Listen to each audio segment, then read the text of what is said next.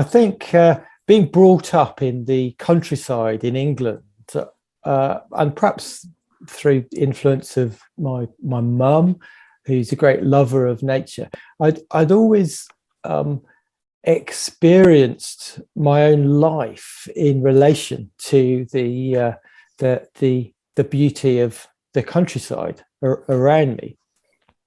And I think that, well, since as long as I can remember, it's meant that I haven't really separated what it means to be a human being and a Buddhist practitioner from a sense of concern with what's happening to the natural world as a result of modern industrial life, that the humanity's way of being at the moment. So I don't think there's any particular thing that's turned me towards environmental concern. It's always been the direct result of just being a human being in the modern world, I think. So for me, the challenge has been how to, as it were, link up the interest, my faith in the Dharma as a transformative personal practice, with the need to engage socially, politically, with environmentalism. And that's been a process that's just been unfolding for most of my adult life. I think I've always ended up finding friends who are both Buddhists and engaged in environmentalism. So when I go back to my university days, or shortly afterwards, I studied permaculture. You might have heard of permaculture, and got an allotment, which in this country means a kind of a piece of land where you grow vegetables mainly, and fruit. So learning permaculture and learning to tend an allotment was my idealistic early way of turning towards a more self-sufficient and sustainable way of life. And that was very much done with my Buddhist friends in a sort of naive belief that, of course, Buddhism involves such a sustainable outlook on life. I think what happened later, when I got involved with the ordination process and Triratna in a sort of deeper way, was that I went to Padmaloka, which is our men's retreat centre where men train for ordination here in England. And one of the first things I did was ask, well, do you grow your own vegetables? And of course they didn't really. That wasn't really top of their list of priorities, and it really threw me. What are they doing then if they're not growing their own organic vegetables as part of their practice of the Dharma?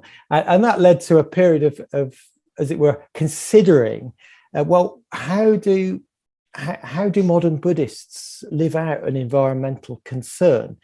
And of course, it's much more mixed than I had assumed, perhaps.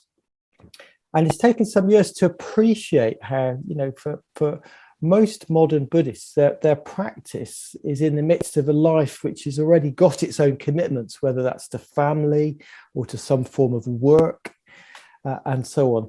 And Buddhism offers, a way to meaning and transformation within a modern life. And actually, it's a live question for a lot of people.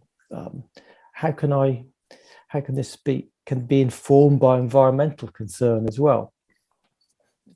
And so for me, I've ended up, rather than becoming an environmental activist, more of a Buddhist scholar, working at a university, engaging in scholarship, trying to make a contribution to the understanding of Buddhism, both more widely and in the context of Triratna.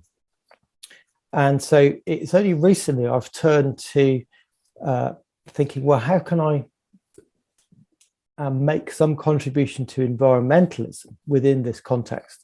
And it's then that I've started asking questions For instance, to what degree was the Buddha an environmentalist? To what degree is environmentalism central and necessary to the practice of the Dharma? Thinking about the climate crisis, for instance, at the moment, I am very pleased to support and witness friends involved with, here in the UK, there's Extinction Rebellion. I think it's also present in the US, isn't it? This decentralized movement of activism to try and get our governments to respond to the environmental crisis. I found myself not so much drawn to that, but to ask a bigger question, which is going to be in the background of anybody's concern with environmentalism, which is about the attitudes embedded in our modern way of life, which need to change, as well as all the political decisions that need to be made. So, in a way, I wonder if a long-term solution, only a set of practical changes, for instance, going over to renewable energy, stopping the destruction of the Amazon and so on, but a self-conscious shift in our basic attitude. Let's call it anthropocentrism. The deeply held view that humans are the most important species on Earth, and in a way, the natural world exists to serve us. That's what I take to be anthropocentrism. And I think it's the attitude of anthropocentrism which is, to a large degree, our problem. It's in a way the content of, from what a Buddhist point of view might be called, ignorance or avidya, which leads to suffering, in this case to environmental suffering. And so I've turned to investigate, well, what are the origins of anthropocentrism and what can we do to change that? I think from a Buddhist point of view, it's a really interesting question. Where do we locate anthropocentrism?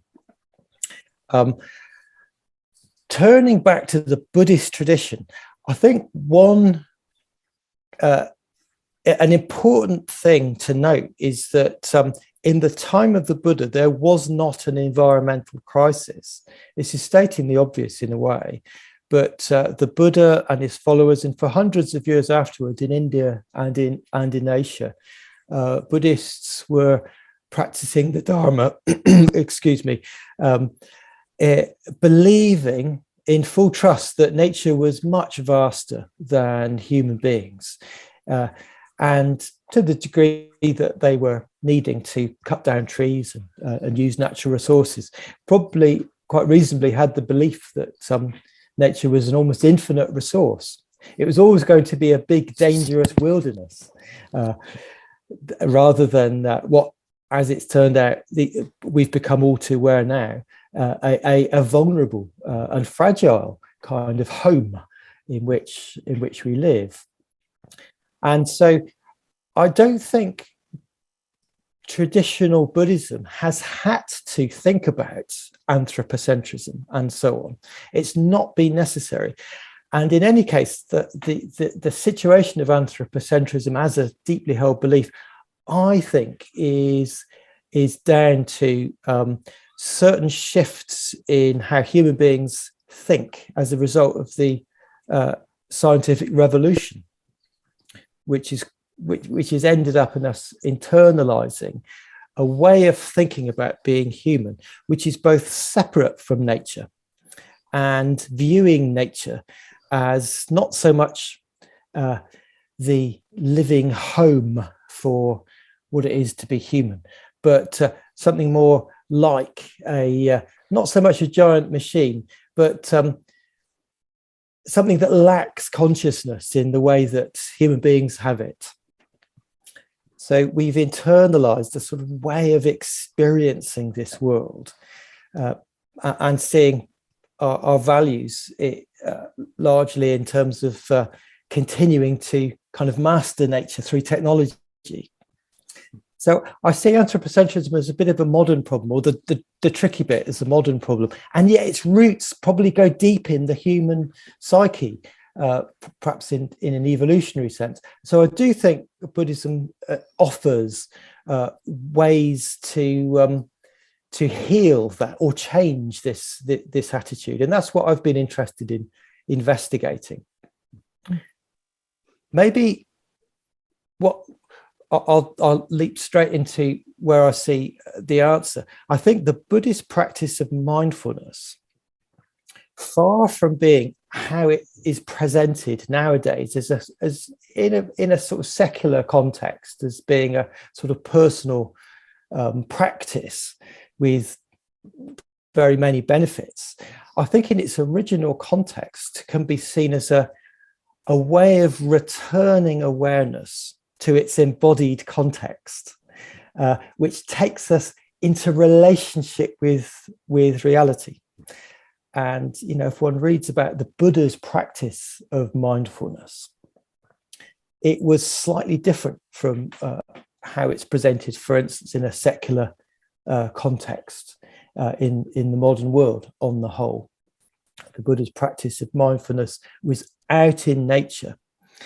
It was connected with becoming aware and conscious of how it is, what happens in our hearts and minds as we encounter the impermanence of the body, the dangers of life in the jungle for renunciants and monastics, the challenge of noticing the play of feelings, the nature of the mind itself. Mindfulness takes us into a relationship with these features of life. And so I think mindfulness in the Buddhist tradition has always had this function of taking the practitioner into embodiment and therefore into an investigation of our place in nature, to use that word, our relationship with reality as dharma, as nature. So in a way, I think mindfulness remains the key right from the beginning of Buddhism. I'd say that over the last 5 years, I've found myself making a strong resolve towards moving to a plant-based diet. I think for many years, I've been a vegetarian since I was a teenager, but I kept on eating dairy products because somehow you knew where dairy products came from, whereas lots of vegan foods, they might have come from far away and with unknown environmental impacts. But more recently, the nature of the environmental crises, especially climate change, has highlighted how the benefits of a plant-based diet in lots of ways. So I found myself just feeling impelled really to shift to a plant-based diet, along with a lot of other people. And I see that really now as a sort of natural extension, I suppose, of the Buddhist practice of loving kindness. It can combine, a plant-based diet combines kind of what we might call climatarian concerns with an active compassion towards other living beings, in this case, industrial farmed animals. So that's been a way in which my own lifestyle has been touched by my environmental concerns recently. And also a bit more sort of specifically to Dharma practice, I've got a kind of annual practice of going on retreat out in the woods here in England. And I find that going on a solitary retreat, camping, meditating outdoors, puts me into a relationship with the natural world, which it reminds me every year of a way of approaching meditation practice, of thinking about my Dharma practice, which is much more deeply embedded in the presence of nature. So meditating outdoors is always uncomfortable and unpredictable. It's not quiet, it's not peaceful. You don't know what weather is going to come and interrupt you. You don't know what creatures are going to come and either cheer you up or make life difficult. And meditation has to be open to all these ways. You have to let go of preferences in a way that is a great reminder of what it is to be a human being in a body like this, in a natural environment. So I think that's an important part of my practice, as well as the more changing to a plant-based diet and supporting, I'd say, environmental activism rather than actually participating so much, which I haven't felt called to do so much. I've written an article called "The Tree, the Snake and the Goddess" on the Buddha's relationship with nature. And it's a scholarly article, but I've turned it into the themes for retreats and study on retreat. And what I hope to do in the article was to show how the Buddha's own life story is tied up with his encounters with symbols of nature as a whole, in the form of the Bodhi tree, the Nagas, these powerful forces of nature, and the earth goddess. And in my own life, in my own practice, I think one can bringing these symbols vividly to mind through studying the early Buddhist stories of the Buddha's life has had the effect of making it clear to me that when we sit to meditate, when we practice the Dharma in meditation, we can think of it in terms of a personal transformation of our own minds. And in fact, we're bound to do that, I think, at the beginning. We take seriously ourselves as our starting point. But pretty soon for us, the question might be, well, in meditation, as it were, imaginatively, I can consider that what I'm doing here is arriving into this body and into this existence, such that I'm looking for the experience of awareness in its true nature as being the kind of mythical center of the universe. So it's the image of human beings as being the universe that's becoming aware of itself has always moved me in a kind of poetical or even slightly mystical way. And when one reflects on what it is to be aware, to practice mindfulness, it becomes possible to relax back into taking up a position at the root of the Bodhi tree, as at the very center of the living universe, as it were. As wow, to meditate is to bring awareness to this fact of human beings as being the universe become aware of itself. We take a position at the very center of life, as it were. I find that very inspiring, as it were, in my own meditation practice. I think the Nagas, these deep, powerful forces of nature, to some degree, in in our modern way of being human, these nagas have, we now experience them, as it were, internally in terms of the unconscious.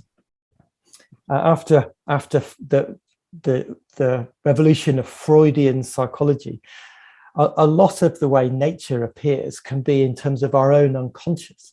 So I think, well, I've always done this, but I've become more, as it were, conscious of it, of honoring the life of dreams and images, as it were, the way they work through our own minds, welling up from the unconscious. In a way, the same movement that which gives birth to poetry is, in a way, what it is to practice the Dharma is to nourish and welcome these kind of inspiring forces, to turn towards them, really, rather than thinking of the Dharma as a way to kind of control them or something, to control our crazy minds. Firstly, that doesn't work, and secondly, it can be part of a sort of anthropocentric attitude. And in terms of the Earth Goddess, what I was delighted to discover was that the Earth Goddess that appears to the Buddha in these Indian stories is really Gaia.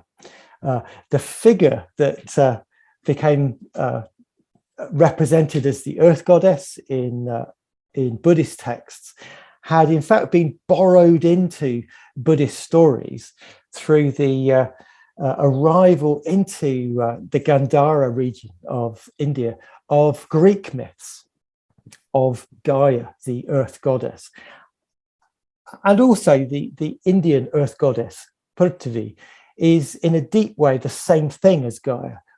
She belongs to the same Indo-European repository of myth. And this was a reminder that the mother goddess, the Earth Goddess, as our great mother, belongs to a very deep way in which human beings all over the globe have made sense of what it is to be a human on this planet. And it's something that we forget at our peril. So by reflecting on this, seeing the connection of the Earth Goddess to Gaia, it's made me aware of how my own Dharma practice takes me into relationship with nature personified, really, as the goddess. Over the years, there's the environmental concern in Triratna has been sort of fragmented and partial, and I think it's very significant that a kind of environmentally concerned movement is becoming quite central and in Triratna.